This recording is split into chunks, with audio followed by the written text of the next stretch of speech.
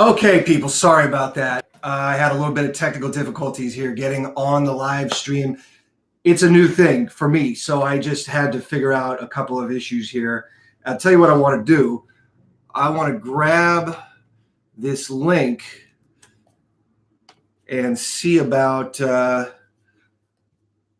getting this over to Instagram. I was live on Instagram for just a minute, and I was trying to go double live so I can tell people over there to come on over to YouTube. Anyways, after that frustrating moment, I'm glad to see people logging on. Okay, I see some people showing up. Yeah, come on over here from the other live stream. Yeah, I saw a lot of people lined up waiting on that one, and I'm 20 minutes late now. Not good, but can everybody hear me nice and clear? That's what I want to know. Can everybody hear me all right? What do we got? Hey, all right, everyone's coming over. Can everyone hear okay? Everybody all right with that? So, all right, good. Everybody's showing up. Glad to see it. All right, nice. So, a lot going on this last week. A lot of good stuff and a lot of good things coming up. How's everybody doing out there? There's been a few things, recording sessions. I was at the studio East West the other day. 2 days in a row, I had a session there working with this producer, Eddie Jackson. And it was a really cool session. It was in Studio One at East West in Hollywood.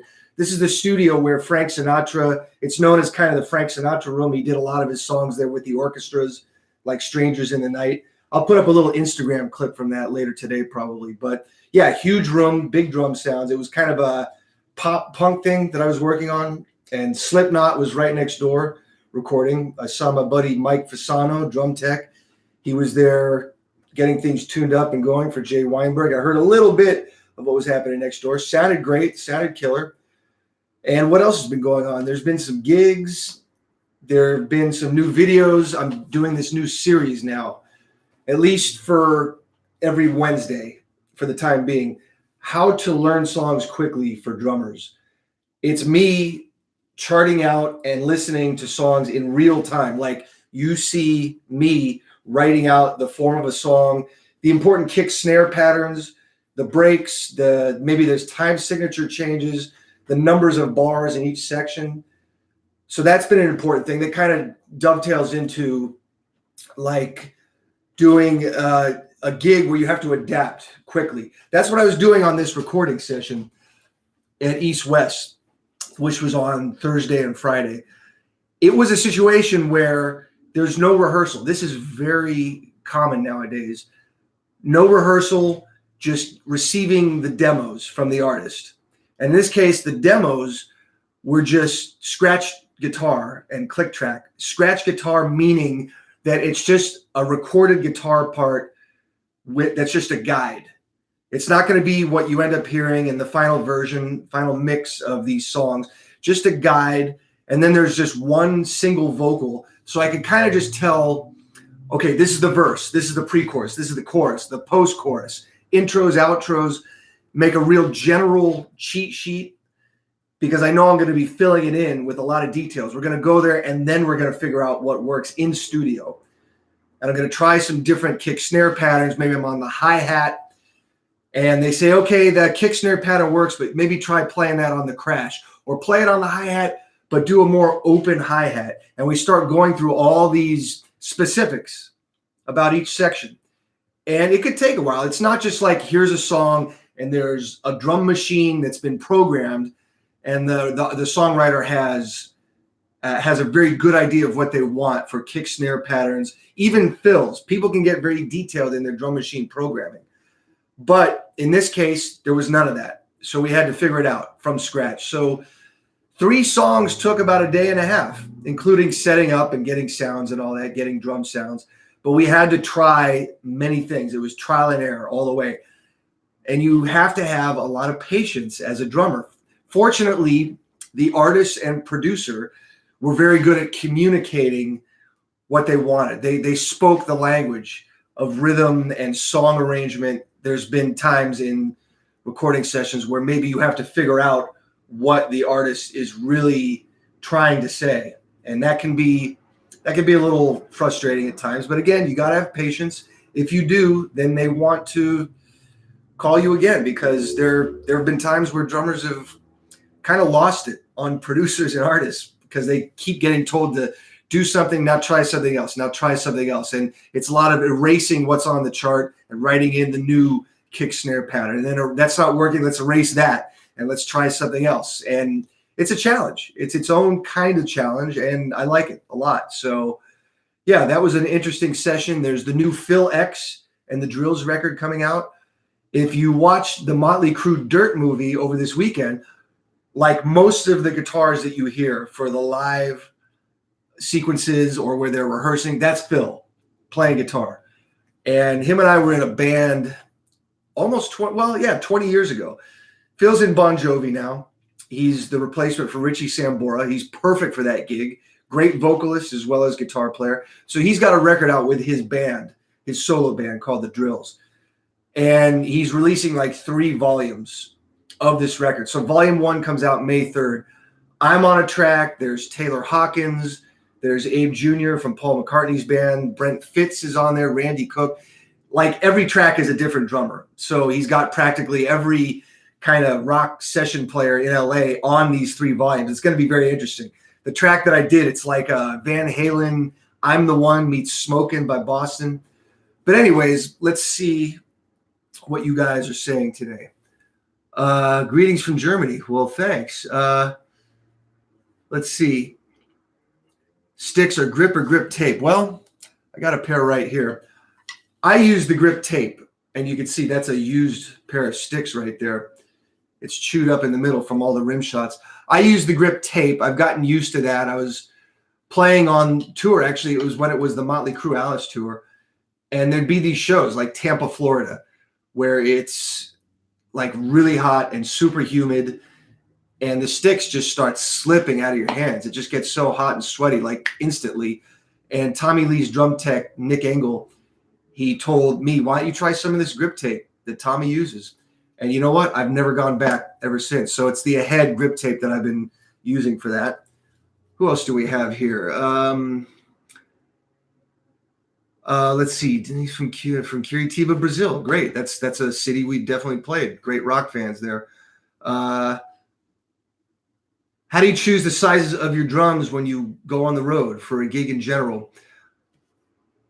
I think that's from Eduardo. Yeah, good question. For the Alice gig, it usually seems like 22-inch bass drums work. I don't want a bass drum to be too resonant or too long of a note. We have 3 guitar players in the band, plus bass, vocals, 6 people on stage. So got to have a pretty tight sound. We have a great sound man that is able to mix everything and make it all very balanced. For toms, I've been switching to the 1 rack tom on Vampires and Alice. So it's been a 12-inch rack tom, 16/18 floor. There's a 10-inch tom. It gets very seldomly used. It's up to my left up here. So for that gig, that seems to work. The Vampire setup, same hardware, same rack, but it's a 24-inch bass drum on that. It's a little more of a classic rock gig, not quite as busy on some of the songs. Like when I say busy, I mean a song like Under My Wheels. Fast tempo, there's a lot of fills. Same with $1 Billion Babies. So 24 works really good for the Vampires. And you never know from gig to gig. A 24 may work when you don't think it's going to work. If it's got enough things stuffed into the bass drum to dampen it and make that a shorter but loud note, you just got to be prepared. This goes to having an open mind and adapting to the gig. If you're doing a recording session and you're using what is one of your favorite snares, but the producer says it's just not working, you can't be stubborn about that. You have to really be open to trying another drum. And in the case of this session I just did over the last couple days, the producer is a drummer. He has a DW kit that sounds great. He's got a collection of snares. So I brought a couple of snare drums, but I think we ended up using his stuff most of the time. I didn't even take my snares out of the cases because what he had, it worked. And it was dampened enough because the room was so resonant. It's this big room. I'll put up an Instagram clip. You'll see how big and how high the ceilings are in this room. you put enough dampening on the drums in the form of maybe duct tape with some tissue underneath, did the same thing with the toms. It's still very resonant. It was just the dampening was there to cut down on some of the excess ring of the snare. A ringy snare is not a bad thing. It's just that there's good and bad ring. So it goes to adapting to the gig. And you know what I'm going to do? I'm going to turn on the light in this room. Hang on a second. Okay. That's better. So I'm missing a few. I know there's a few questions that came up before I was able to log on. Will the Hollywood Vampires come to the Netherlands? So many fans. Did we? No, we didn't play there last year. We've been there plenty with Alice, but not the Vampires. I hope. Maybe for 2020. I heard there's a possibility of some touring for next year as well. We have a couple of weeks of shows with the Vampires coming up in May in the States, West Coast. So I really hope we're going to get everywhere where there's fans that are requesting the band. It's tough. There's 3 guys with 3 schedules, Alice, Johnny, and Joe. So to get all their schedules to line up, that could be a difficult thing sometimes. But the new record's coming out soon. I wish I had a release date to tell you today. I don't yet, but I love the record. I really can't wait to hear what all of you have to say about it. And I'd play it for you today, but I am sworn to secrecy. I can't play anything for anybody. But I do have it. If I happen to run into you in Hollywood, I've got it in my car. I've got it in my phone. I'll play it for you, but I can't do it right now. What else? Who else is out there? Have I ever been stressed? If so, how do you tackle it? Well, sure. I mean, you know, doing some of these gigs, like what I was talking about in my Facebook, Instagram post yesterday of, you know, subbing last minute, like with Motley Crue or other gigs where that's happened. Is it stressful? It can be. And you could turn that into a positive thing where you're very hyper focused on getting the job done. Or it could get the best of you. And it could turn into a negative thing where you kind of just psych yourself out. Stress is not a bad thing. It's just having been prepared to deal with it.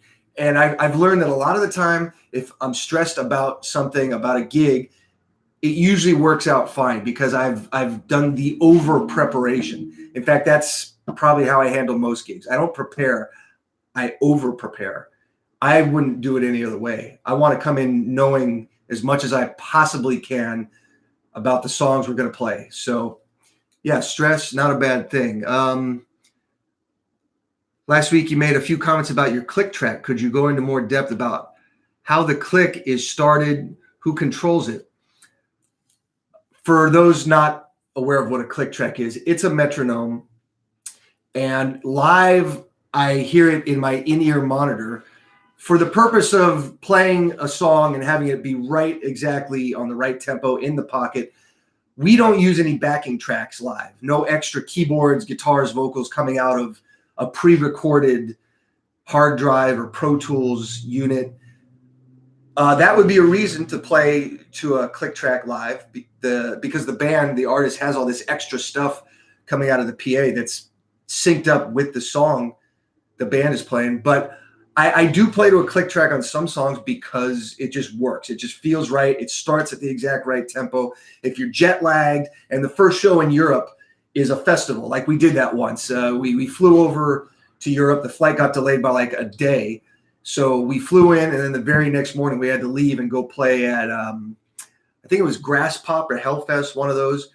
And it's like, okay, first show of the tour. We've had like maybe 3 weeks off. Now, boom, go play a show, no sound check. 50, 60,000 people, and now you got to start the exact right tempo. Well, sometimes in those situations, it's like, oh, thank you. I have a click track. I don't have to worry being all jet lagged and tired and playing for this crowd. I don't have to worry about what the exact right tempo is. But some songs don't work with that. But sometimes on gigs that are not Alice Cooper and things like that, I'm starting and stopping my click track. But on tour, my drum tech, Michael, he is starting and stopping in Elise's drum machine, and he knows where. We figured it out as we go. Some of the songs, I use that metronome click track just to start the song, to count it off, and maybe Mike will turn it off after a few bars of music. Maybe he'll turn it off right when the first verse starts. It's a work in progress. Live, what I've talked about in that one charting songs video, the one I put out last Wednesday, I use an iPad and I use a metronome app. There's a couple of good ones out there. There's Subdivide. There's a very good metronome app. There's Metro Timer. They're either free or they're like a couple of dollars, $1.99 in the App Store. I like using the iPad because it opens it up into that wide screen and it makes it so there's a big start-stop button. So when I'm playing, I can actually reach over and stop it. And it's something you get used to doing. But I have done this. I did the Richie Sambora run of shows back in 2016. We played in Brazil. We had a crew, but I didn't have like a dedicated drum tech. I had a guy to set the drums up. That was Takumi. He's like a very well-known guitar tech, but he knows drums. And he had to worry about the guitar business on that. So I was on my own as far as when the show was happening. So I had a metronome app set up, and I needed that. That was a gig where we only had like one day of rehearsal. So one of the things that I would be concerned about when there's minimal rehearsal on that is starting the songs at the right tempo. Like we played Stranger in This Town, which is a really slow blues rock tune, very slow. The eighth note on that was maybe like 125 BPM. It was like a doom, got, boom, got. So the metronome was doing this tempo. I just used it to start, and then I would turn it off somewhere in the first verse. Those blues rock tunes, when the solo sections kick in, the tempo can ebb and flow. It can pick up a bit. You don't want to be the guy that's trying to hold it back where it feels uncomfortable, like it's a tug of war of the pocket of the time. So it's come in handy. It's something when I learn a song, I want to know what the BPM is or the approximate BPM. I'm going to do more of those how to learn songs for drummers videos. I'll put up another one on Wednesday, and I'll show you again how I use the tap tempo feature on these apps to figure out the BPM or approximate BPM. It could have been a song back in the day that was not recorded with a click track. So you want to find roughly what the BPM is so you have a reference point to at least start with. So who else is out there? Are there audible notations embedded? Is it sequenced with the production? Oh, you're talking about live. No, we don't have that. Like I was saying, we don't run any backing tracks. I've done other gigs where everything is very synced up. I remember I played with 6 a.m. when they first got going. This is already back in 2007. It's crazy to think that that's 12 years ago. But I did the very first ever 6 a.m. gig in Los Angeles in downtown. It was a combination press conference for the Heroin Diaries, and it was a show, like a mini set. And there was audio video synced up with what the band was playing. So a lot of rehearsal that week was spent figuring out the technological side of things. And I definitely had to play to a click track because what was happening on screen behind us was synced up with what we were playing. So that was a case where everything was it was all synced up, and there were slates embedded into the click track. That's a common thing where you might hear a cue. It's not in the PA, but only the drummer or whoever is receiving that click track in their in-ears hears it. With Motley Crue, when I subbed on that gig, everything is to a click because the light show is synced up to what the band was playing.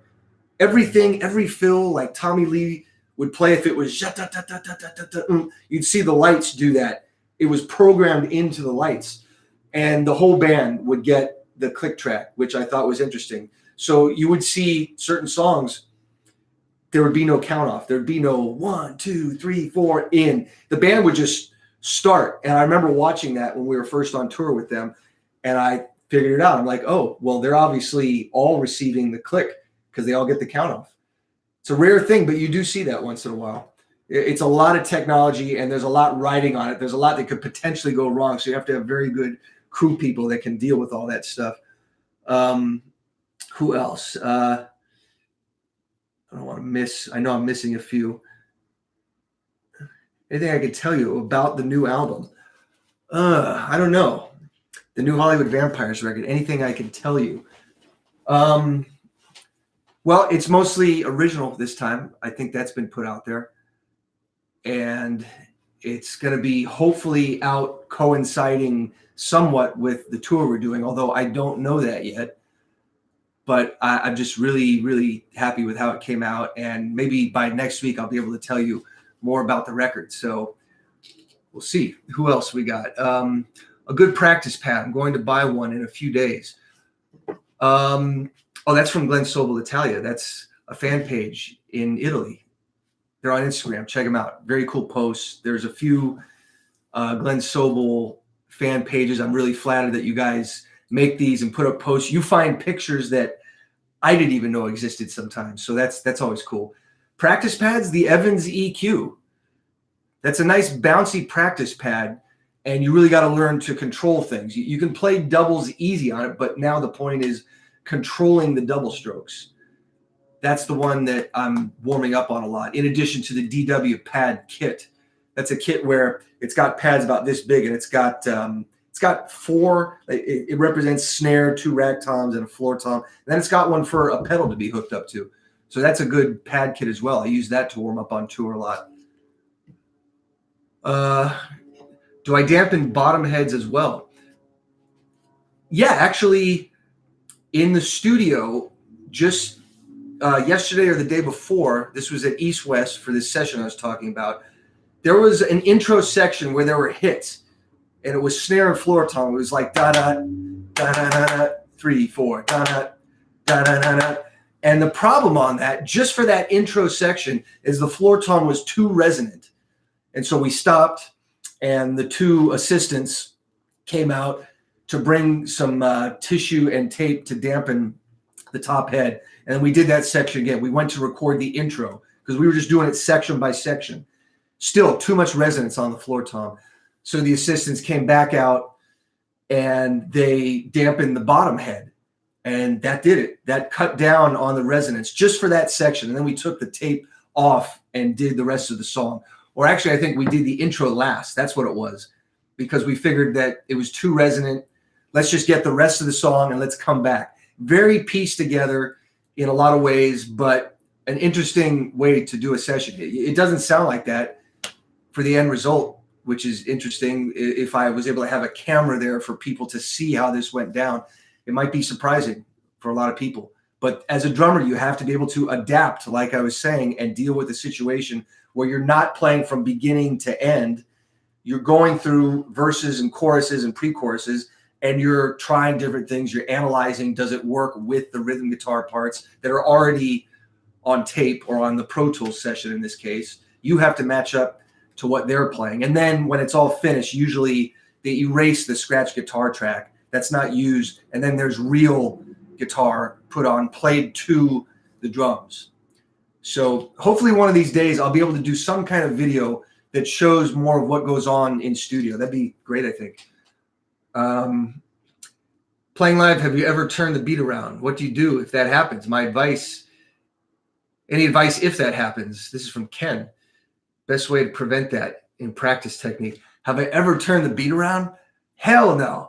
That would be the biggest train wreck. I mean, maybe it happened when I was a kid way back, but it's that kind of thing. If that happens when you're just coming up as a player, you don't ever want it to happen again. I've said it before. If there's one thing I hate, it's train wrecks on stage where all of a sudden the band is just off and out of sync. The train has come off the tracks. It can happen, and maybe you don't notice it as an audience member. But there have been times where I'm watching other bands and I'm like, whoa, they just had a serious train wreck and they have to get it back. And then what compounds that whole problem is if you're running backing tracks. There's the tracks that are synced up with what the band is playing. Usually when that happens, the tracks just get turned off. Problem is, if the band is running too many things, pre-recorded tracks, a bunch of guitar, keys, vocals, if that gets turned off, you're losing half the sound of what's coming through the PA. So that's a very dangerous thing to happen. You have a lot of responsibilities as a drummer to keep that beat and don't let the beat turn around, meaning dropping a beat and all of a sudden the 2/4 snare becomes 1 and 3. That would be pretty disastrous if it did happen. Let's see. Do you use a single bass with double pedal with the Vampires? Yeah, that's what I've been doing. That's been the 24/18 DW kick with that gig. And it's been going really well. It's sounding really good. Whoever's behind the Vampires' social media has us tortured with posts about the album. Yeah, sorry about that. Vampires in Germany this year? I don't know. We did a bunch of Germany shows last year, so hopefully we'll get to some other places and then maybe back to Germany next year. I don't know. Hard to say. Lots of secrecy around that gig. I feel your pain. My roommate hates my practicing on my silent pad because of the heavy thud it makes. My electronic is lighter, so she allows it. Any tips on using it more effectively? Well, when it comes to practicing drums, especially beginners, but just anybody really, if it's just an E kit, an electronic kit, those can be fun, but what you don't get is being able to work on getting a sound out of the drums. Like I always talk about the snare sound. It's in a drummer's hands more than anything else. Your touch, rim shots, right? Grace notes, all that. It's harder to practice that on an electronic kit, especially if you're playing on an E kit and then you have to go play an acoustic kit. They're two totally different instruments. Electronic drums, they have their place. They're very useful, but it's like acoustic guitar versus electric guitar. Think about the differences between those. You know, the gauge of strings and the action on the strings. I would practice as often as I possibly could on an acoustic kit. I know that's not as easy if you live in an apartment or something like that. So let's see, who else? Click app set list option. I believe that there's a few click track apps that do that, where you can sort of arrange in order the songs that you're doing and have the click tempos preset and then put in song list order. I would think most of them have it. The two that I mentioned, Metro Timer and Subdivide, I think they both have that. You can check that out. I'm curious myself. Hey, Mike Beeston.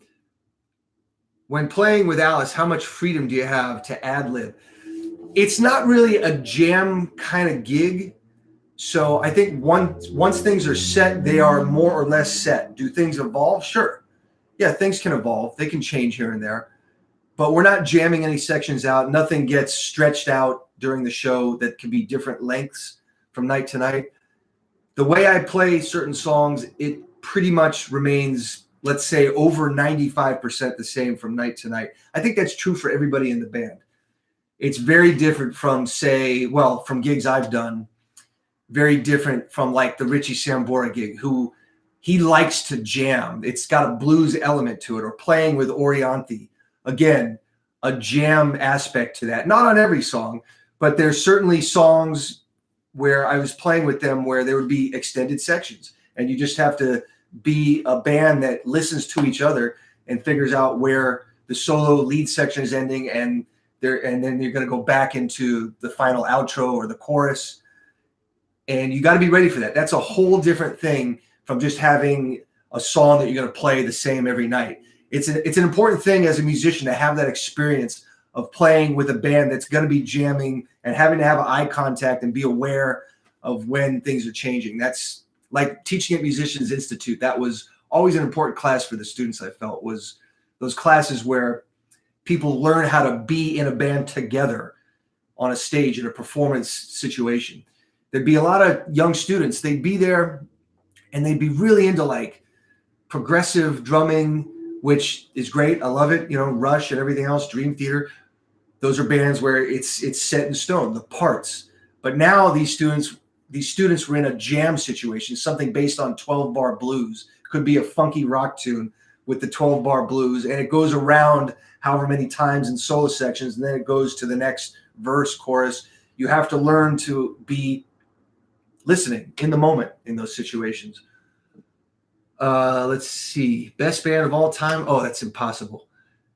Impossible question. I mean, look, you got Led Zeppelin, you got the Beatles. How do you answer that?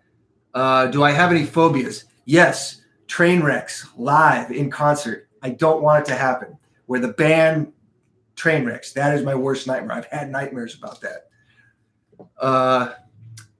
That was from Eddie. Thanks for that. Let's see. Fedora Drummer says, I'm starting to work with a double bass pedal on Def Leppard's Let's Get Rocked. I'm having issues with the bass pattern, even after slowing it down and isolating. What technique works best for you? I know the song. Is there double bass in that song? I'd have to give it a listen. Let's Get Rocked by Def Leppard. With something like that, it really comes down to the metronome, being able to practice with that metronome every day for double bass and for pretty much everything else. That's something you need to do as a drummer every day. If you know what the pattern is, but you're just having trouble executing it, you need to take your metronome, whether it's the app or a drum machine. I like running mine out of a powered speaker, but you could have it on headphones. Figure out whatever the BPM of the song is, but now set the tempo on the metronome to a slower tempo. You can probably play whatever the pattern is. It's just you're doing it at a slower tempo, and then you work your way up little by little. It's all about the metronome with double bass drumming, working up consistency and endurance and accuracy. You're not going to know for sure how accurate you are unless you have that metronome going while you're playing. It'll tell you loud and clear that, like, hey, you need to relax. You're rushing this. Even better yet, video record yourself playing to a metronome. You're going to realize, like, wow, I rushed those types of patterns or those types of fills. I really got to relax and breathe. And you realize that everything is better when you're relaxed. Every day you got to do that kind of thing.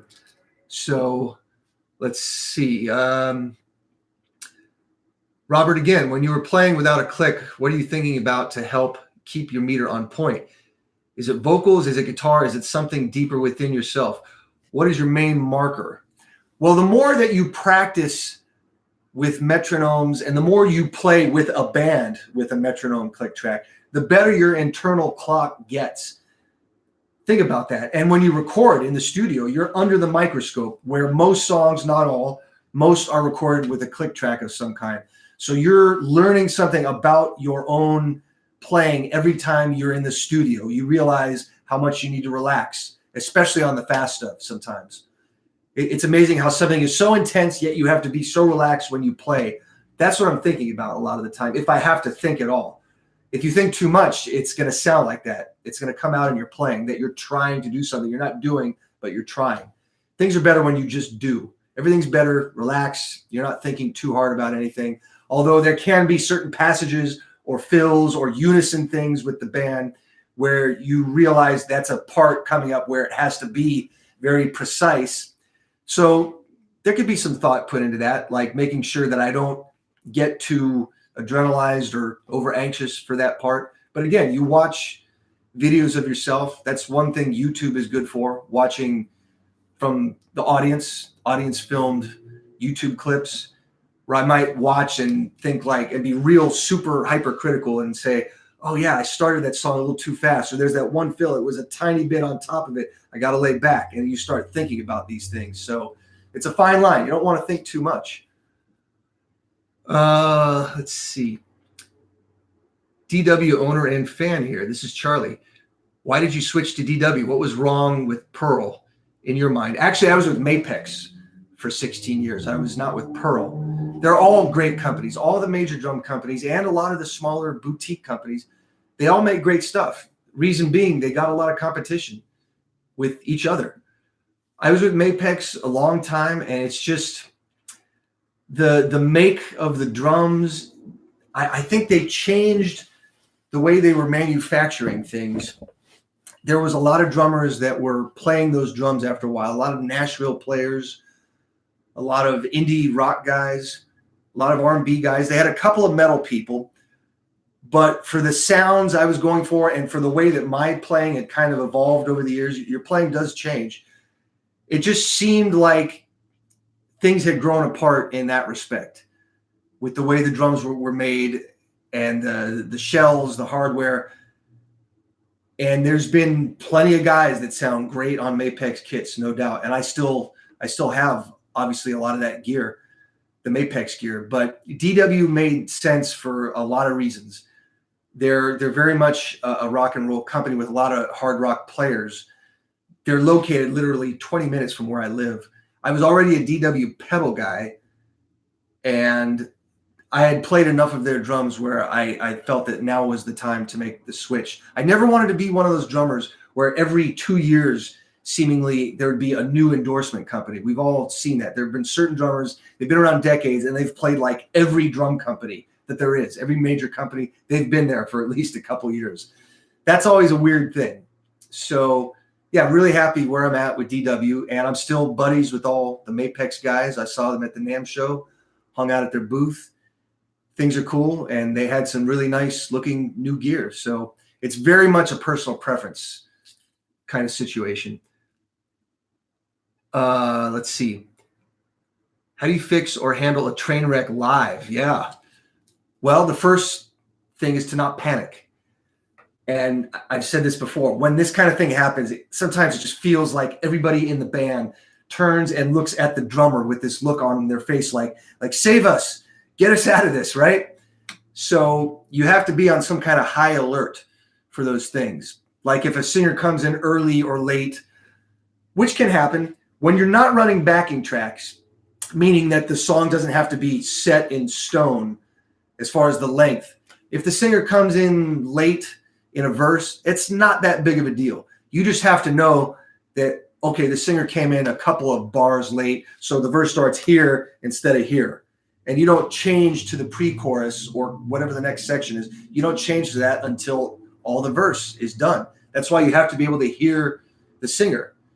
Has that happened live with Alice Vampires? Sure, yeah. But it's no big deal. That's one of the smaller kind of mistakes that could happen live. Although if there's backing tracks, it has happened on other gigs. I remember doing one over the summer. It was a corporate gig in Las Vegas playing for the eBay convention. Really cool thing, big tech convention. And so the Soundcheck Live band that I play with at Lucky Strike, we were hired to play for that event. And we had a lot of backing tracks, minimal or no rehearsal. And one of the singers came in like 4 bars too late or 2 bars too late in a verse. And so myself and the keyboardist musical director, that was Steve Ferlazzo, we just looked at each other like, wait, did she come in late? Which normally would have been fine, but we were running backing tracks. And I gave the sign like, yeah, you got to turn off the tracks. And we did, and it was fine. Nobody noticed. You just have to not panic. But that was a situation where something went wrong live. And this could happen in front of a festival of 60,000 people. Don't panic, right? If somebody changes to the wrong part, one of the guitar players, maybe it's not even that noticeable for most people, and hopefully they get back on track. But you have to be hyper aware, high alert, I always call it, listening for these things, especially in the beginning of a tour, if there hasn't been a lot of rehearsal, which that happens sometimes. There's a tour and we have to cram in a couple days of rehearsal. So that's a good question. Appreciate that. When recording, do you prefer to play with or without a click? I would say over 90% of what I've recorded has been with click track metronomes, but sometimes it just doesn't work. And that could be actually kind of a cool experience. Like in the studio, the metronome, it's this big safety net.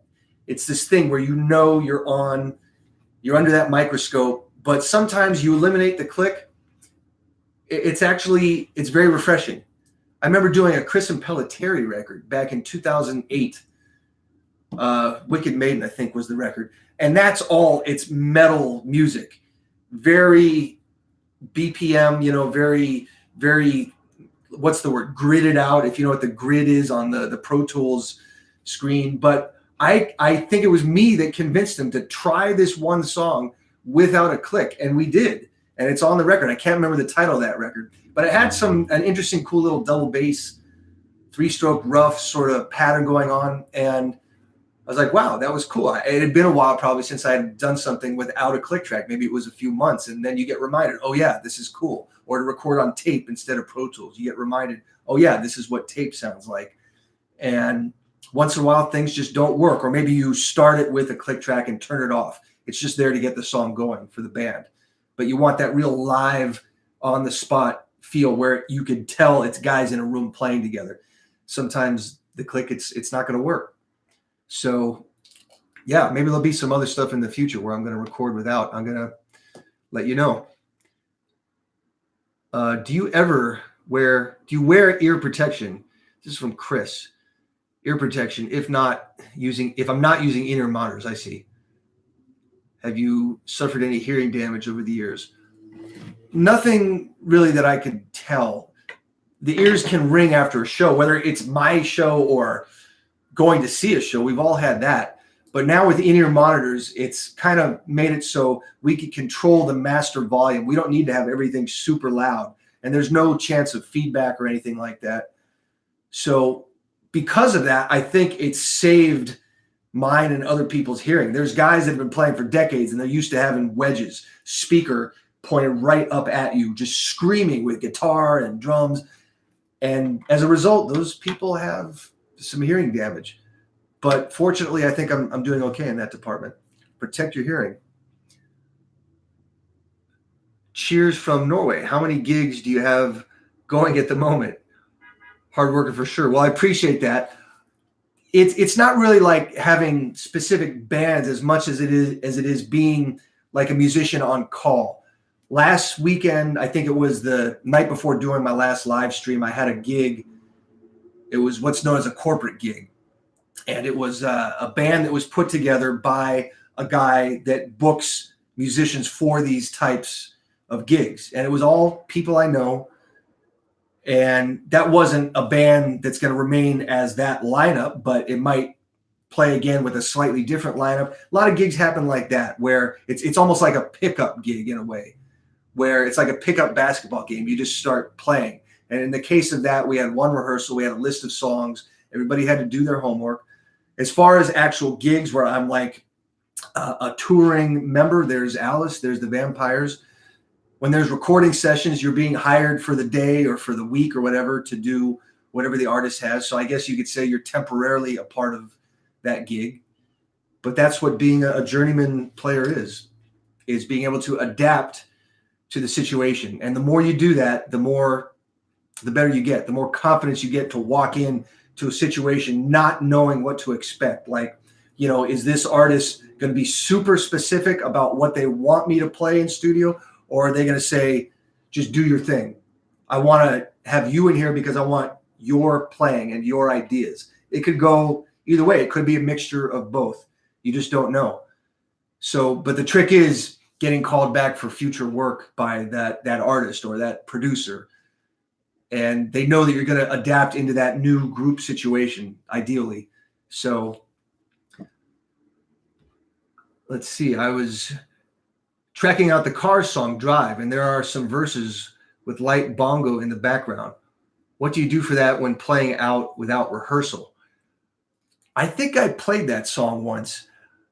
That would be a situation where if there's percussion on the original recording, it may not be the most necessary thing live unless you have a percussionist, but I wouldn't expect a band leader to have or want a drummer to somehow replicate a percussion part like that while playing the drum beat. But that's a song. I think I remember charting that one out. You have to pay attention to the lengths of sections in the song. It may be one of those songs where you think, oh yeah, I've heard this for years. I got this. You don't ever want to do that. You want to make the cheat sheet anyway. You might realize like, oh wow, there is a part here where I thought it was 4 bars, but it's really 2. Or there's a bar of 2/4. That's something that happens a lot that you don't realize until you have to learn something. And I think Drive by the Cars has some of those elements. But as far as the overdub stuff, I wouldn't worry too much about that. You can do something. I don't have the song with me right now. You can do something where you maybe do some kind of tom fill to replicate the bongo part. I need to hear it to give you my honest assessment. But yeah, good luck on that. Very cool song. Let's see, from Don. Hey, Glenn, big fan of you. Big fan of your drumming. Thanks for everything you do. I'll be seeing you at Roxodus. Can't wait. Okay, not a question. Yeah, Roxodus, that's a festival. It's a festival coming up in Canada. I think it's close to Toronto. I believe we're doing it in July. with Alice. Great lineup. A lot of great bands on that. So looking forward. Why don't you grow your hair out? Well, I still haven't cut it. I remember the first live stream I did, I got on like, oh my God, my hair, it's getting long. I don't know. I used to have long hair like so many of us did, but for now, I like keeping it the way it is. Tommy, he's the guy growing out his hair.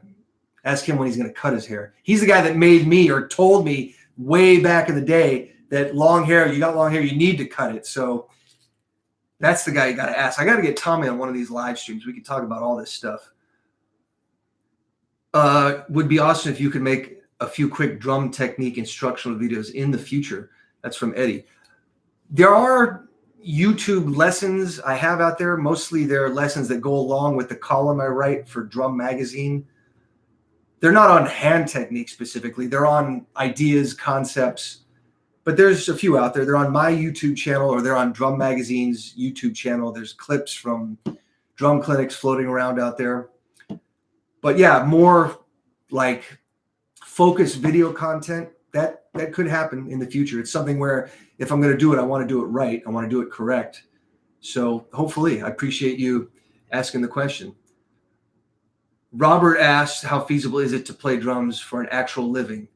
Asking for a friend. Depends on a few things, right? What city does this person live in, right? That's a situation where you don't have to necessarily be in New York, LA, Nashville, but you have to be in a city where there's something of a music scene, whether that's live gigs, recording, could be teaching. The more things you do, the easier it is to make your living. Like I teach, I do private lessons. I'm gonna have to get out of here soon. I've got some students today, but not everybody does that. They just play live or they just mostly tour, but they don't teach. That's fine too. But I've always felt that the educational side of things was something that I could and should do. So there's lessons, there's clinics, master classes. I do it when I'm on tour a lot. So you got to think about having a lot of irons in the fire, no matter what it is. And the more styles you play, the more styles you like as a drummer, that's going to lead to getting more work. If you're just a guy, I just like Scandinavian black metal. You just like this one subgenre of a subgenre. Well, there's not going to be too much of a chance of being able to make a consistent living in this business. So you really got to think about, what do I like as a player? For me, I always felt fortunate that I liked and appreciated a lot of different styles of music. It wasn't just hard rock. It wasn't just fusion. It wasn't just pop or R&B. I've been able to do gigs in all those different genres. Like in 2007 and 8, I was playing with Elliot Yamin from American Idol.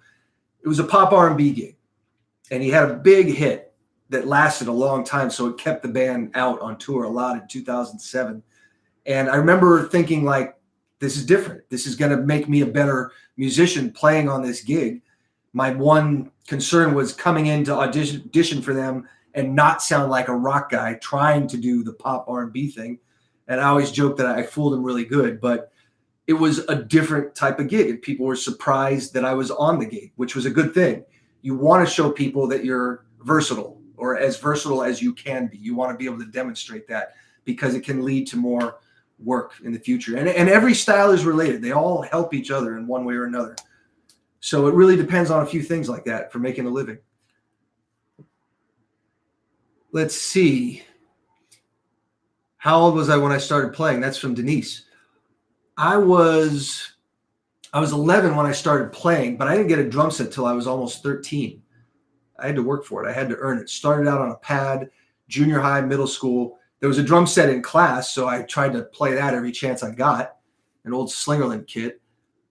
But yeah, I got placed in beginning band class. I've talked about this before, and every kid wanted to play drums practically, every guy. We had to pick numbers out of a hat, and whoever didn't get the right numbers would be stuck on trombone or trumpet or something like that. Well, fortunately, I picked one of the right numbers, and that was going back to middle school, 7th grade. I don't even remember how I got placed in that class, but I wanted to play drums, and somehow the stars aligned, and I got to pick the right number.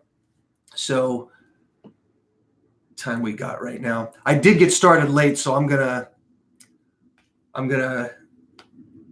make sure I stay here and take a few more questions. Let's see. Hey, from Indiana. How you doing? Nice to see you. Should a 50-year-old drummer move to a music city like New York or Nashville? Well, people move to cities at different ages. That might be something that someone thinks, oh, that's like for a young man. But it depends. Does this person have a career in the city they currently live in, whether that's in music or something else? No matter what age you are, moving to another city to pursue a career that you're already in or a new one, that's always a lot to think about. And so do they have a family? Do they have friends and a really established life in the city they're in? It really just depends on a lot of things. There's a scene in every city. There's circles of people. There's circles within the circles, and people like hiring their friends. So it's something that it could take a while. I mean, my buddy Marty O'Brien, his story is really unusual. He's a bass player I've done a lot of different gigs with. And he was in a band. He's from Rhode Island. He was in a band that did play on Ozfest in like 98 or 99, a band called Kilgore. And they were all from that area, Boston, Rhode Island. But after that gig was done, he moved to Los Angeles. I think that was around 2001 or 2000 maybe. And he he moved to LA, and within 2 weeks, he had an audition for Tommy Lee's Methods of Mayhem. Remember that group he had? And he got the gig. Moved to LA, and suddenly he's on this gig, and then they're rehearsing, they're going on tour, they're playing major festivals. That's a wild, unusual story. Pretty cool, though. And I've known a couple guys that were attending LA Music Academy, which is another school I used to teach and sub at. There was another couple guys from that school that graduated, and the drummer immediately auditioned for the band Lifehouse and got the gig. And I think he's still in the band to that day. That's a good buddy of mine, Rick. And totally unusual stories. It could be something that goes like that, or it could take years to meet the right people and be known for the right things and the right reasons and get called for the gigs. It could go either way. So you got to be prepared for the long haul in whatever the career is, right? If music disappeared tomorrow, what job would I be doing for a living? Oh, people have asked me that kind of question before. Maybe I'd be some kind of talk show host like I'm doing right now. I'd be interviewing people. Possibly. That was from Van. Garrido, Eduardo. How do you manage road life versus personal life and relationships? Well, I'll tell you what's a whole lot more easy today with all that are things like FaceTime, just technology in general. I watched the movie not too long ago. I saw the movie Green Book in the theater. Really cool movie. It was a road movie going on tour. Vigo, the actor, he was the driver for this piano player going on tour in the South. And the way he was communicating with his family was he had to write letters. It was too expensive to call long distance back in the 60s. Now you grab your phone and you're on FaceTime several times a day, or you're at least calling, you're texting. So that definitely makes it easier. There's people I tour with in the Alice band. They have families, they have kids, and you better believe that they're all day. They're on and off the FaceTime and the phone with their families. It's really cool to see that. Of course, you have to be somebody that can deal with the road, and then coming off the road, it's like a shock all of a sudden. You're moving on from city to city, day to day. It's this routine, and then you're home. And it's completely opposite, and you have to decompress in a way. And it's just a situation where I guess you get used to it, but there have been people, they want to just end with their life on tour. And I get that. I totally understand. They're done with the road. They want to just come home and not deal with that crazy life. And it can be crazy. It can be crazy in how monotonous or routine it can seem. You know, it's amazing playing the shows. We love it. But the saying always is that you're getting paid for the other 22 hours of the day when you're not on stage or getting ready to go on stage. The travel, the checking in and out of hotels, if you're lucky enough to have hotels, you know, or maybe on and off airplanes. It's a job like anything else, and no job is perfect. So yeah, dealing with that, it's something you have to be ready for, and then you have to be able to be used to it. So Good. We got a lot more questions coming in. Could you play a shuffle real quick? Interested in the spacing of the swing notes on the hi-hat. Okay, yeah, we haven't had any questions today about actual playing examples. Hopefully the drums are going to sound decent and not distorted. You'll have to tell me. But with shuffles, what are we talking about? There's so many different kinds of shuffles. I would suggest you get your right hand going and play to something, a record. Maybe the Lido Shuffle by Boz Scaggs. That's Jeff Porcaro. That is a classic example of a great shuffle. Just get your right hand going with that shuffle.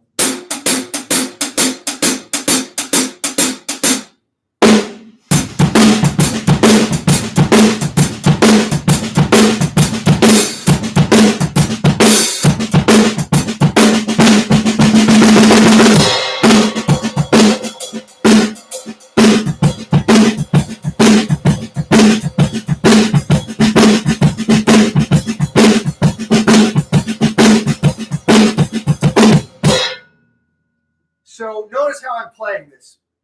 Tip of the stick and shoulder of the stick, right? Tip and shoulder. Right? If I'm playing eighth notes and I want that pulse on the quarter note, it's like this. You hear that? Shoulder, tip. So you want to swing that.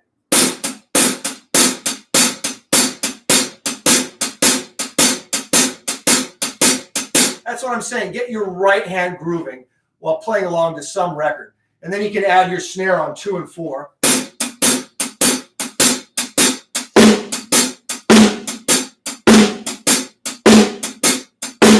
And then maybe get your bass drum going on quarter notes.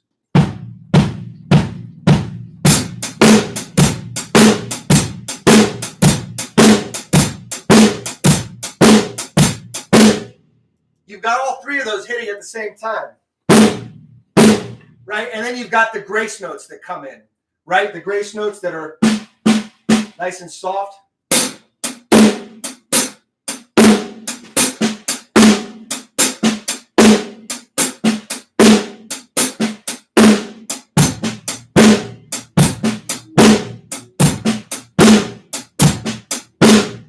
And then you've got your grace note that comes after the backbeat if you want.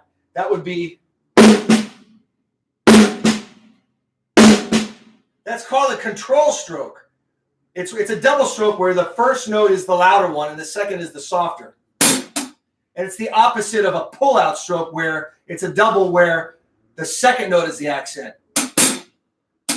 That's a pull-out stroke. That's what I'm playing on the hi-hat.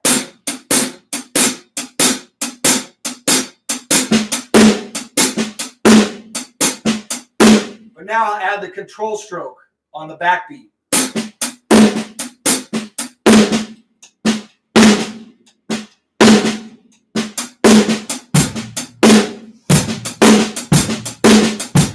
And then you experiment with different bass drum patterns, starting with the quarter note.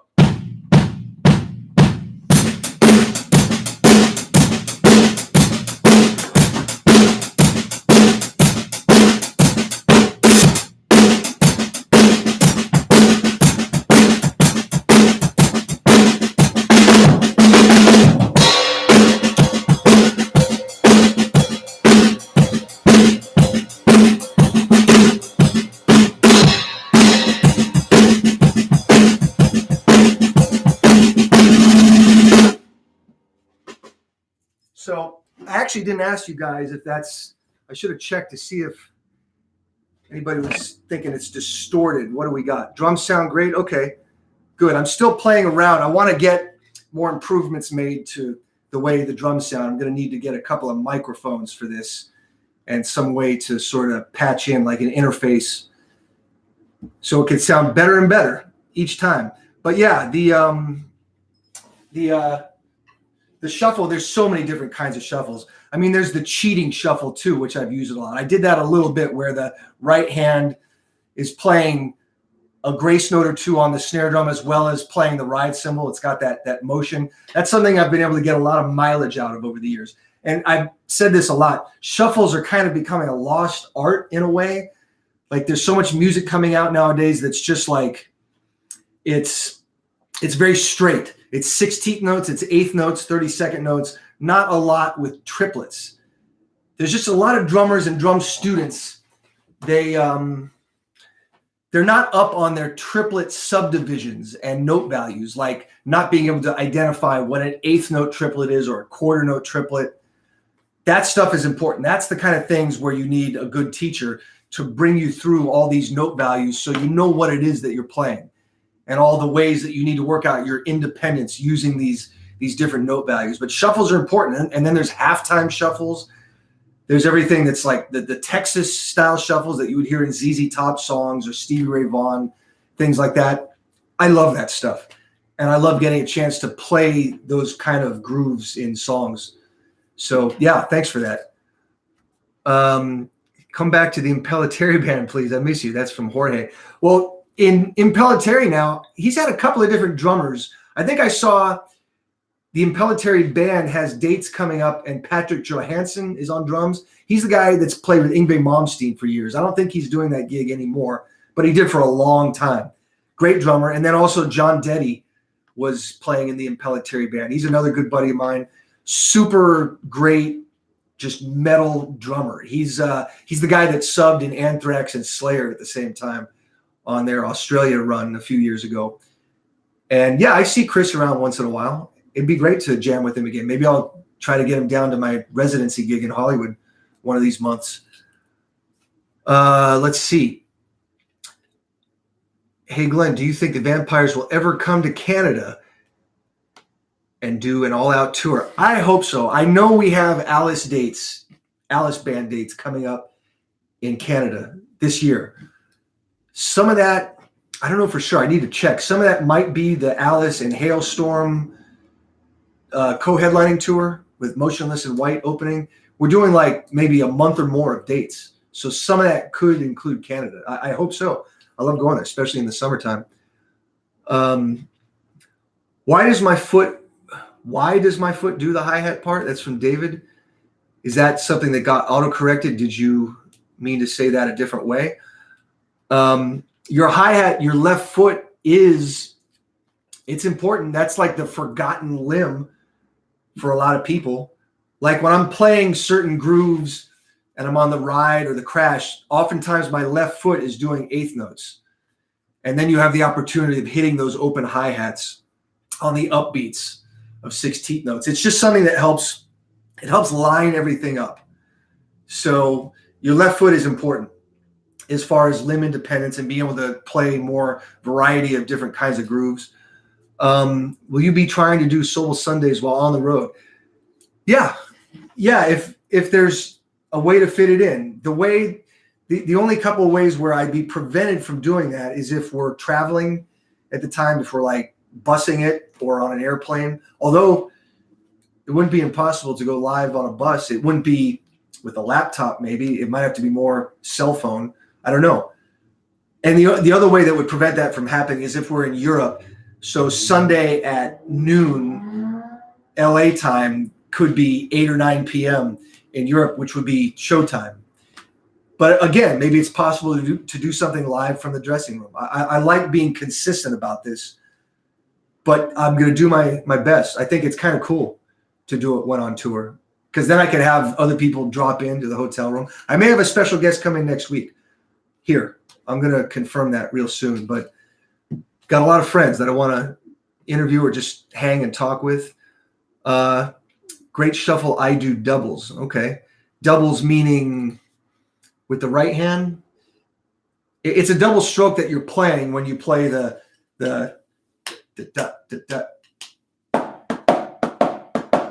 Remember, that's like a pull-out stroke. I got the pad right here. Those are pull-out strokes. And there's ways to practice that. The way to practice a pull-out stroke one way would be, and this makes a good fill also, but it's a good exercise. The sticking pattern, right, left, left, played over and over, right, left, left, right, left, left. Let me bring my drum pad a little more into the frame. That's right, left, left. Now accent the second left, and you've got yourself a pull-out stroke. I'll play on the side of the pad.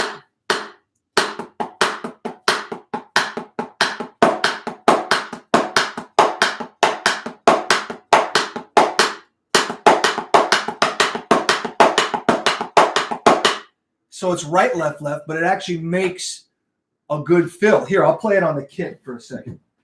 Hang on. I'll show you what I'm talking about. A pull-out stroke, right, left, left. Right hand floor tom.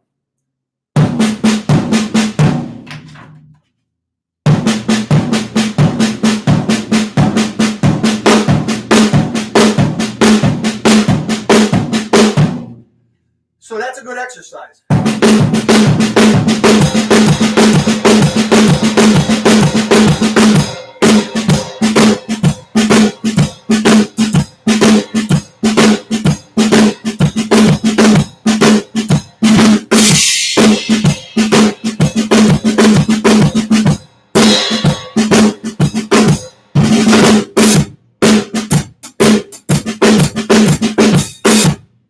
Those are pull-out strokes. You could use it in a slow blues setting. Let's say you're playing.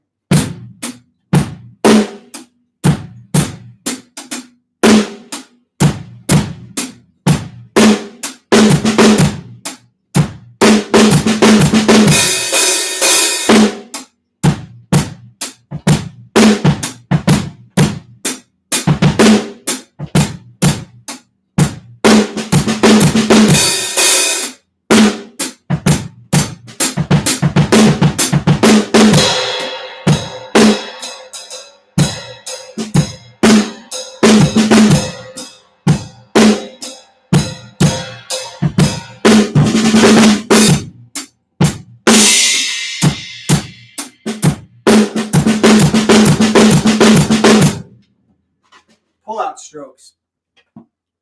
Yeah, very important stroke. We all use it in one form or another, but I think it's important to have a name for it and identify it. Appreciate all that. Mike Beeson, can you name a few instrumental albums that you were influenced by, past and or present? Instrumental albums. Well, that was definitely something that I did a few of in the 90s, some different instrumental records. In fact, my first ever record being Tony McAlpine's Madness, still one of my favorite records I've played on. But some of Tony's earlier work, he did an instrumental record in 85, I think it came out. It had Steve Smith on drums, Edge of Insanity, Billy Sheehan on bass. That was a very influential record for a lot of people because it was one of the first records that was taking metal and fusion and putting it together. And then the following record, Maximum Security, an instrumental metal fusion record with Dean Castronova on, I think, most tracks. There was Atma Nur on a lot of tracks on that record too. Those were always very influential. It was on the Shrapnel label, at least the first one by Tony was. I think Maximum Security came out on Polygram. But that label always had a lot of that really cool sort of shredding neoclassical instrumental records. They had the band Racer X, which had a singer, Jeff Martin, who's a good buddy, and Paul Gilbert was in that band. So those are always cool. There's plenty of jazz fusion records that are instrumental that I came up listening to. Like some of the game changers were like, Return to Forever, that group. That was Chick Corea, Stanley Clarke on bass, Al Di Meola on guitar, and then Lenny White on drums. That was a huge record for me and so many people. John Scofield's Blue Matter. That was a record that came out in I think it was late 80s, mid-late 80s. Dennis Chambers on drums. That was a game changer. And the list goes on. I could talk about that stuff all day. But yeah, there have been some great instrumental records that usually lean in the improvisational type format. Maybe some of the metal fusion records had more of a structured thing, but many of the fusion records, it's a lot of jamming. It's a lot of improvisation. The Steve Smith records with Vital Information, he still has that band together. But many people didn't know that the drummer from Journey has this great instrumental fusion group that's had a lot of influential records to it. So yeah, that's just a whole nother great genre to check out. Do I like acrylics? Is that acrylic drumsticks, acrylic drums? I can't say I've played much of either. I know they exist, but I couldn't tell you. Let's see. I should see if Craig Claiborne would like to come on sometime. Craig is a friend of mine I've known since high school. He's come out to a lot of gigs lately. It's always great to see Craig. Comments on Bissonette. I believe you're talking about Greg Bissonette. He's one of my mentors. I was his student when I was 18, 19 years old. Learned a lot of invaluable stuff, not just drumming, but a lot of things about how recording sessions go down, the politics of the biz, how gigs happen. And he recommended me on my first couple of pro things, including the Tony McAlpine gig. And then even later recommended me on a couple other things. He's just so cool like that. I owe that guy. So yeah, if you're not familiar with Greg's playing, he's one of the busier session touring drummers of the last 30 years. Let's see. Any advice about cymbal selection, sizes? Do crash and ride pitches matter in a song? I can't find a good ride for a classic rock gig that has both a good ping and a great bell. Yeah, ride cymbal selection, that's tough sometimes. It's something I think that when you get older, you start appreciating the wash of a cymbal, the white noise that it makes. It may sound weird on its own, but in the context of the whole band playing, you play on a ride cymbal that has that shh kind of sound, but you want a decent bell, right? You want a good bell sound for when you got to go to that chorus and have that bell cut through. That can be tough sometimes. But like on the Alice gig, I use the Sabian 22-inch Legacy ride. Lately, I've been putting a custom bell that Sabian made for me for that bell sound, but there's not a lot of riding on the bell on Alice songs. There's Feed My Frankenstein. That's the only one I can think of. And that's a part I came up with specifically for the live version of that song. But crashes, for the heavy stuff live, 19s. I used to do 20s, but I don't know. I saw certain people backing off and going to 19s. It's still a nice, loud, cutting sound, but you don't have to work as hard to get a big sound out of it. Studio, generally, not always, but generally for rock stuff, you can go to smaller crashes because you don't have to kill them so much in the studio. You sometimes want to have more of a lighter touch on crashes in studio for the rock stuff included. And you got to figure it out as you go. There's a lot of money that can be put into cymbals. I'm lucky enough to have an endorsement from Sabian for a long time. But if you've got that limited budget and you have to find cymbals that work for many different gigs, you have to take all these things into consideration. You don't want to get 20-inch crashes, but then that's all you have for your more quieter gig in like a bar or restaurant. That's going to be too much. You could dampen the cymbals a little bit, or Sabian has these frequency reduced cymbals now, but it's all things you have to really think about and maybe get some other people's opinions on that. Hi-hats, you wouldn't want to get 15, 16-inch hi-hats if you also have to do some quieter gigs. Crashes, you're good with 18s, like AAX Explosion 18 has been good from Sabian, right? So this is something you got to think about. What kind of music do I play? What kind of gigs do I do? What cymbals are going to work for that? So did I drop my glasses? Oh, they're right here. I could dampen the snare a bit more. Yeah, I figured that out from last time. That's true. I need to do that. Thanks for that. Staying healthy on the road during tours is not an easy thing, I bet. Love these live streams, by the way. Nick from Italy. Well, thanks, Nick from Italy. Yeah, it can be tough to stay healthy. We're fortunate on these tours that we have catering, but I did the tours where you were kind of on your own with food.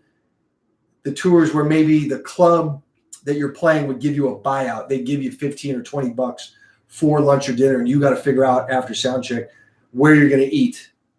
And if you're in a certain city and there's just fast food, that's what you got. But you can make the healthiest choices possible at that fast food joint.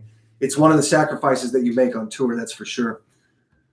Sabian Artisan. Yes, I have a pair of Artisan hi-hats. They're thinner, but I used them on a rock session recently. They sounded good. Yeah, they're nice cymbals. I've only used the Artisan hi-hats, but I guess they make crashes with those as well. I haven't tried them yet, but the hi-hats have been great. Please play Feed My Frankenstein chorus. Well, okay, what have I got here? I've got that taped up, real dry sounding ride cymbal. I'll do the best I can. I don't have much of a bell on that cymbal. And like you were saying, the snare drum needs dampening. But yeah, what that is, it's a pattern based on a paradiddle. It's not quite a paradiddle. It's close. It's this pattern. I'll play it on floor tom and snare first. It's this. In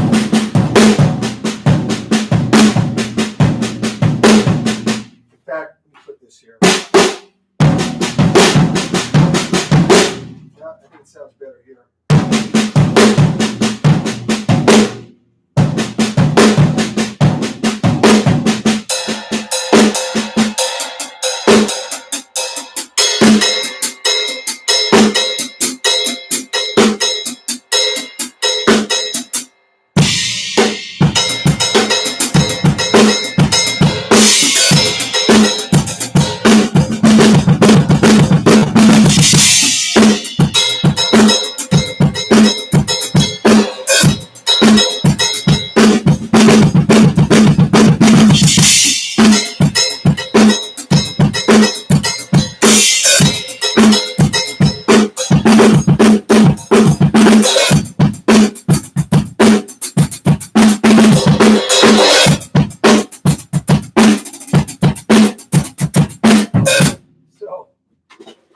I have no idea how it sounds if it's too busy and it's getting distorted, but it's something I'm working on, getting the drums to sound a little more dampened in the room and hopefully having some microphones set up.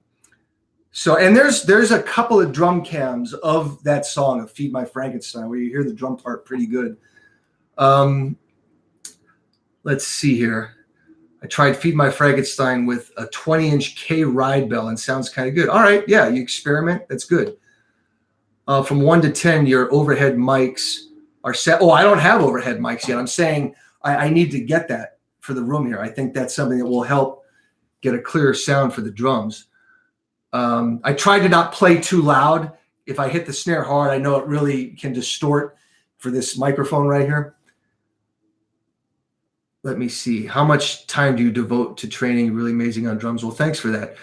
It depends. If you're talking about practice, I go through phases. And sometimes when I'm practicing, it's songs I'm working on for a gig. But I'm going to have to get to practice this coming week because I have a drum clinic that I'm doing at a music school. And then I'm doing at Soundcheck Music School, which is right near me in Canoga Park here. And so I got to get back into that mode of the play along tracks I have for drum clinics. I've got medleys, Alice medleys, and influences medley of like 15 songs all strung together. I've got some of the instrumental stuff I did with Jennifer Batten. I play along to that. So I'm going to have to get back into practicing for that this week. And I'll do a drum solo at this clinic. Maybe 5 minutes, 10 minutes, 15, I don't know. But I'll get back into that mode of the drum clinic type of solo. So yeah, it depends what's going on as far as the practice goes. But practice could be on the pad. It could be listening to music and actively absorbing what's going on. That's a form of practice. The first time I met Alice, it was in 2011. It was on the first day of rehearsal. I hadn't met him. I recorded with him, but had not met him yet. But that's what led to the gig. Yeah, kind of weird, right? But that sort of thing happens sometimes. You don't meet the artist you're playing for until it's time to rehearse. In this case, there was no pre-meetings. It was the producer, Bob Ezrin, that had worked with me, and of course, Tommy Hendrickson, that got me into that circle of people. Snare sounds just fine. Okay, well, I was making sure not to play it too hard. Yeah, but I appreciate that. I'm a really big fan of that stop, crash, fill, and Feed My Frankenstein. How does it work? Well, I think I was talking about it last week or the week before. there's many variations. It's typical of what I do, where I'll figure something out. Maybe it's something I learned from a record or something I figured out myself, where then I think like, well, what else can I do with it? How many other variations can I figure out? And that could be years. Like years later, you still hopefully milk the ideas you have for new ideas. But that thing, kind of hard to do because I just have this dry ride cymbal here, but I'll do the best I can. It started as an accident that a friend of mine pointed out that I did, but it's hitting the crash and the hi-hat and then closing both, like choking the crash and like.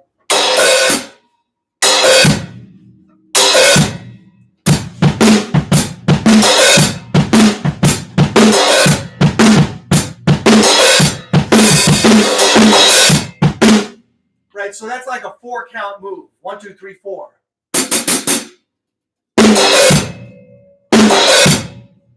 And then it turned into a 5-count move, maybe like 1, 2, 3, 4, 5. And then you have to figure out how to get that into a groove while not interrupting the groove.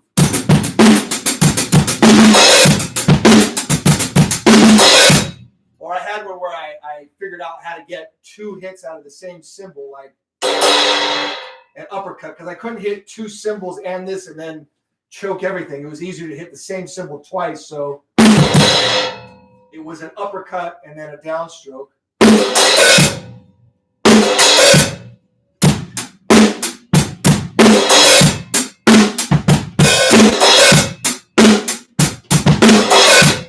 A 5-count move. And then there was a 7-count move.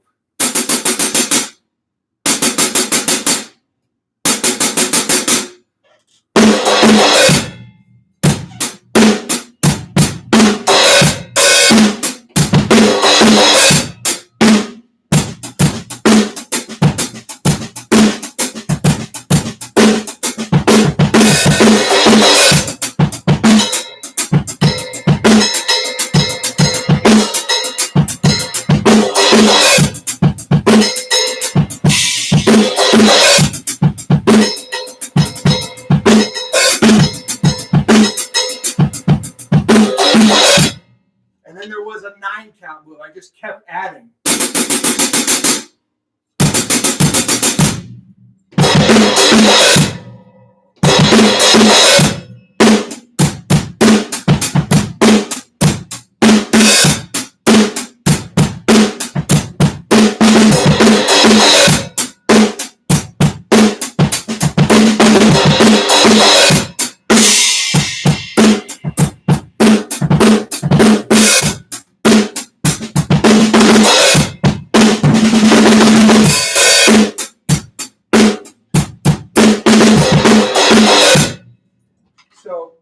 Again, I'm not sure how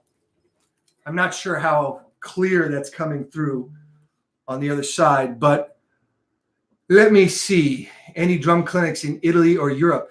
I haven't done a clinic in Italy. I hope to someday. It just seems that every time I've been there, the last couple of times, 2-3 times, there's never a day off.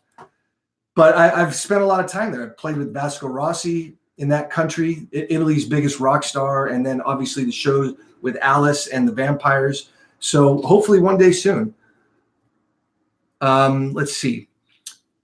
I found out about when you filled in for Danny Carey at the Potato. That's the Baked Potato, the Jazz Fusion Club in LA here. Do you know Danny personally, or did you get a call for that gig?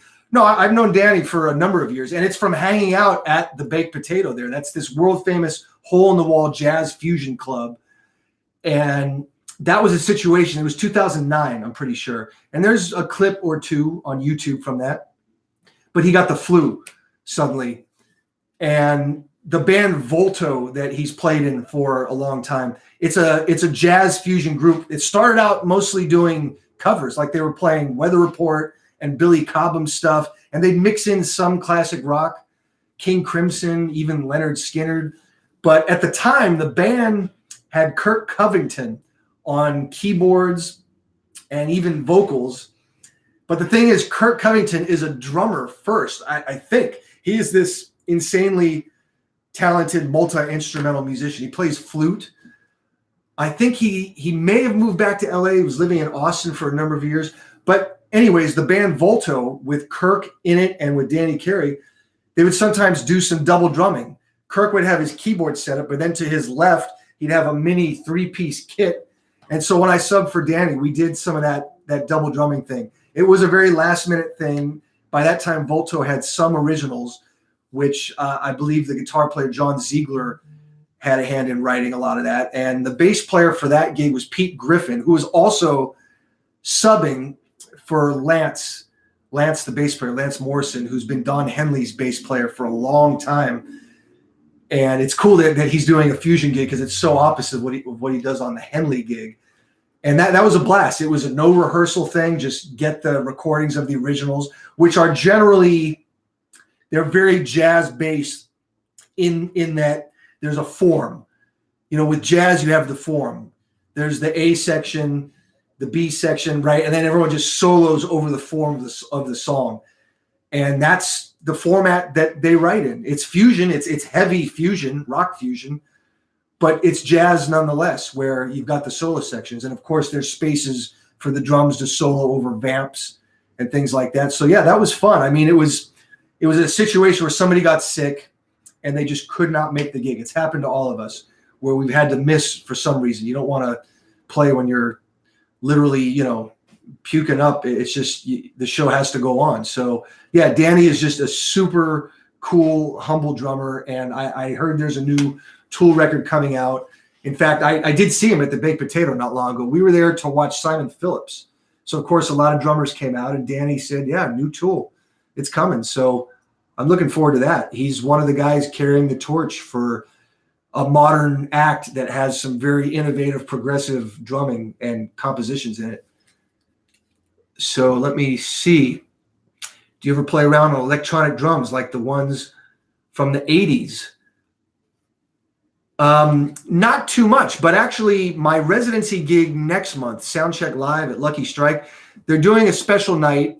I'm not going to be the house drummer because the resident drummer for that night will be somebody that owns and works with all these Simmons drums. I'm going to play that night, but it's going to be all synth pop. So this should be interesting, playing on a Simmons kit. And if you're in LA, come out. It'll be the last Wednesday of April. So yeah, that should be a fun night full of all kinds of electronic drums. I've messed around on Roland V drums more than anything else. Years ago, I did the promo videos for the Stephen Slate sample library, where it's just different sounding kits and using the Roland V drums to sample and show people what these kits sound like. It's amazing what Stephen Slate did. He was able to copy a lot of sounds really well, like the sounds from the Metallica Black Album or the songs from Motley Crue's Dr. Feelgood record, the sounds from the Chili Peppers, the Deftones. And then what people do is they have a recording and you can use those sampled sounds to blend into the live hits on kick and snare that the drummer is playing. It's very tedious work. But yeah, I used Roland V drums to demo those. And there was maybe 45, 50 different drum sets to demonstrate. And I remember knocking all those out in like one night. It was the longest night. But the videos are cool because it's like, wow, the guy copied that Metallica sound. He knows how to mic it, which heads to put on, how to tune it, the microphones, the room. So fun stuff. Could you slow it down so we could see the mechanics of your classic uppercut cymbal stroke? Well, you could slow down the video. If you go back and watch the archived version of this, you can put on your phone, you could film it and then do the slow-mo. I've definitely done that myself. How tight is the relationship between band members on tour?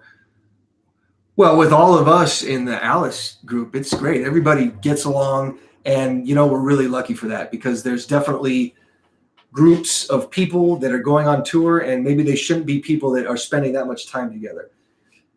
I've been lucky with the tours that I've done. It's mostly been people that all are just good people, not crazy. It's like a family, and nobody or no situation is perfect. But yeah, we're all really cool with each other on the Alice tour. So really lucky for that. Let's see.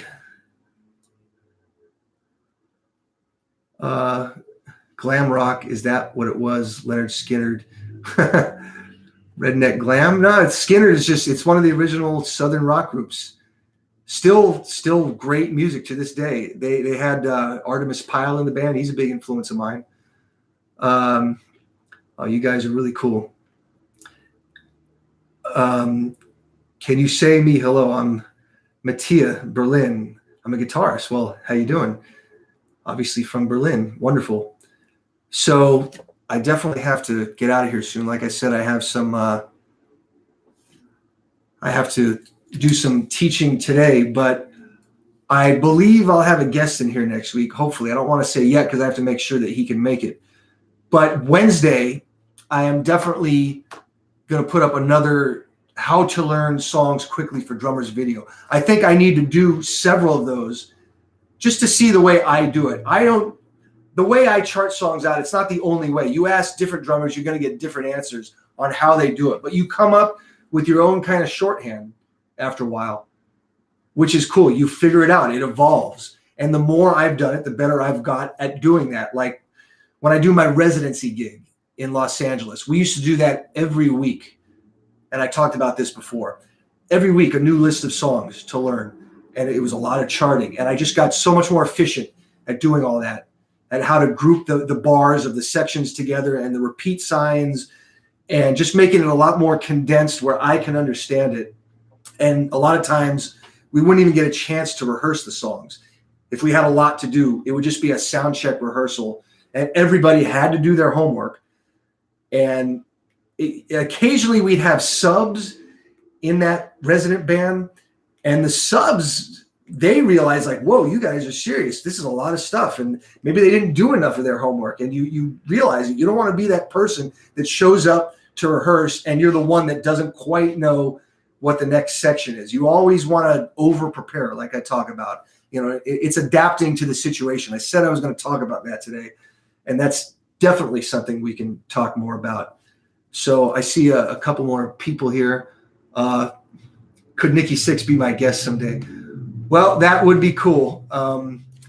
Did you guys watch the movie over the weekend, The Dirt? It was cool. If you're a fan, if you're not a fan, you're not going to get it, and you're going to wonder why a movie was made about this band. But it was very cool, and I put up a post on Facebook and Instagram that it was something about when I subbed for Tommy Lee.